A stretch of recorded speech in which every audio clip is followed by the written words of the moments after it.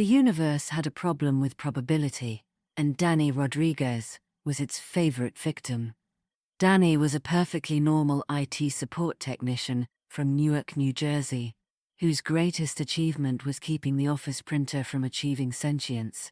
He possessed the rare ability to fix computers by yelling at them, and the unfortunate talent of being in the wrong place at exactly the wrong time, which explained why he was currently sitting in what appeared to be an alien detention center, wearing a jumpsuit that said, "Danger, Chaos, Entity," in 47 languages he couldn't read. "Look," Danny said to the three-eyed being taking his statement, "I just wanted to fix the Wi-Fi router. How was I supposed to know it was actually an interdimensional communication hub?" Agent Klexnar of the Galactic Incident Prevention Force adjusted his 17 glasses and sighed through what Danny assumed was his nose. "You turned it off and on again, didn't you?" "It's basic troubleshooting. Have you tried?" "Don't say it," Klexnar screamed, his middle eye twitching violently. "That phrase is banned in 47 systems after the great reboot of Sector 7. Danny blinked. "A great what now?" "You," Klexnar said, consulting his tablet, "have been classified as a Class 7 probability anomaly. In the past 72 hours, you've accidentally hacked 3 military networks, caused a diplomatic incident by fixing their translator, and somehow crashed the entire galactic internet by updating Adobe Flash." "Adobe Flash needed updating," Danny said defensively. "It had like 30 security vulnerabilities." "It was supposed to have those vulnerabilities. They were load-bearing bugs. Without them, the entire network infrastructure of the Zephyrian Empire collapsed." Danny slouched in his chair. "I just wanted to go home and watch Netflix." Netflix, KLXNR, repeated slowly, is apparently a quantum entertainment platform that exists in a state of perpetual content creation. Our xenobiologists are still trying to understand how humans developed the ability to consume infinite media. It's called binge-watching, and it's an art form.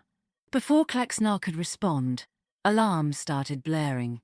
Red lights flashed as automated voices announced, "Containment breach in Sector 12. The Earth human has achieved coffee." "Oh no," Danny said, recognizing the situation. "Did someone give another human coffee? Because we get really weird when we're caffeinated." "Not another human," KLXR said, his scales turning a color that Danny's brain interpreted as administrative panic. Apparently you've been classified as a stimulant-sensitive entity. The coffee was supposed to be a reward for good behavior." "I had 1 cup," Danny protested. "Maybe 2. Possibly 3. Your coffee is really good, by the way. What's the green stuff floating in it?" "Concentrated productivity enhancer," Klexnar whispered. "It's designed for beings with 17 stomachs and crystalline nervous systems. For humans, it's..." He paused, checking his tablet. "Oh dear. It's basically liquid motivation with a side effect of reality alteration." Danny felt great. Better than great. He felt like he could organize the entire universe if someone would just give him a decent spreadsheet program and maybe a label maker. "You know what your problem is?" Danny said, standing up with the kind of energy that suggested he was about to solve problems that didn't need solving. "Your whole system is inefficient. You've got 17 different forms for the same thing. Your database is running on what looks like Space Windows 95, and nobody's updated your security protocols since the last Ice Age." "Please sit down," Klexnar begged. "Remember what happened to the Zephyrian Empire. I could fix that too," Danny said, his eyes gleaming with caffeine-induced confidence. "I just need access to your main terminal." "Absolutely not. The last time you fixed something, you accidentally created a stable wormhole in the break room. Do you know how hard it is to explain to HR that the coffee machine is now a portal to dimensions unknown?" Danny wasn't listening. He was studying the detention center's computer system, which was displaying what appeared to be an error message in a language that looked like someone had sneezed on a keyboard. "Oh, that's just a memory leak," he said, pulling out his phone. I can fix that real quick. Don't. But Danny had already connected his phone to the alien computer, using what appeared to be a USB cable he'd MacGyvered out of his headphones and a paperclip. His phone's screen lit up with code that definitely shouldn't have been compatible with alien technology. There we go, Danny said, typing rapidly. Just need to clear the cache, update the drivers, and... Oh, this is interesting. Your system is trying to calculate the probability of its own existence. That's creating a recursive loop. The detention center's lights flickered. Then they started pulsing in rhythm with Danny's typing. What's happening? Klexnar asked, watching in horror as every screen in the facility began displaying the same message. System optimization in progress.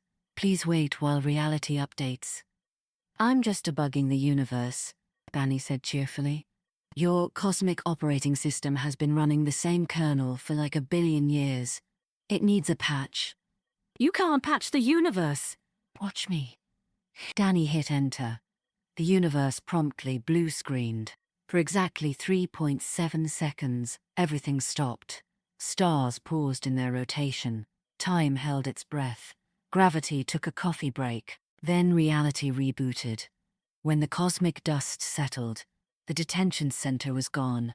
In its place stood what appeared to be the most efficiently organized space station anyone had ever seen. Every surface gleamed.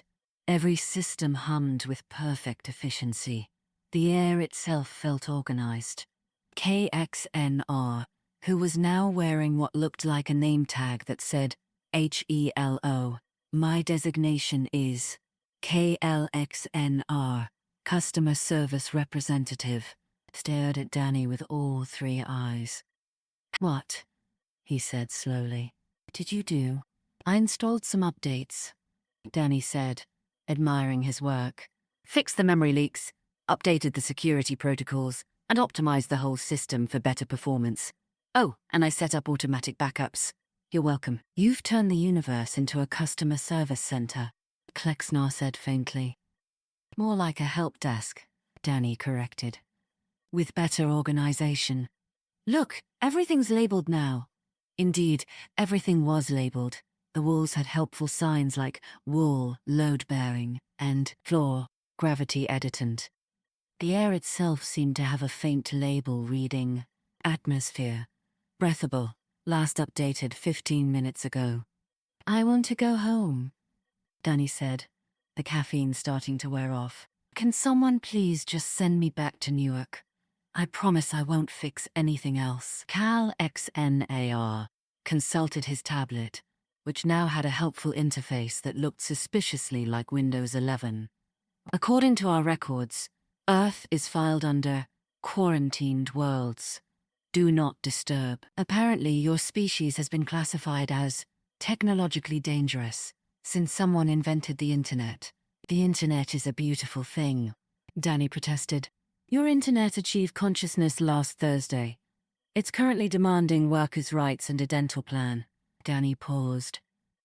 That actually sounds about right. The point is, KLXNAR continued, we can't send you home because your planet is considered a containment zone for chaos entities. Specifically, humans with access to technology. So I'm stuck here. Well, KLXNAR said, his customer service programming kicking in. The good news is that you've accidentally optimized our entire civilization. The bad news is that 17 different species are now demanding you fix their problems too. I just want to watch Netflix and fix printers, Danny said mournfully. Netflix is still trying to figure out how to exist in 17 dimensions simultaneously, KXNAR replied. And as for printers, I shuddered. We don't speak of the printer incident. Danny looked around at the perfectly organized space station, then at Klexnar's helpful name tag, then at his phone, which was still somehow connected to the fabric of reality. You know what? He said, squaring his shoulders. Fine. If I'm stuck here, I might as well do what I do best, which is... Danny grinned. Turn it off and on again until it works. Klaxnar's scream of horror echoed through 17 dimensions.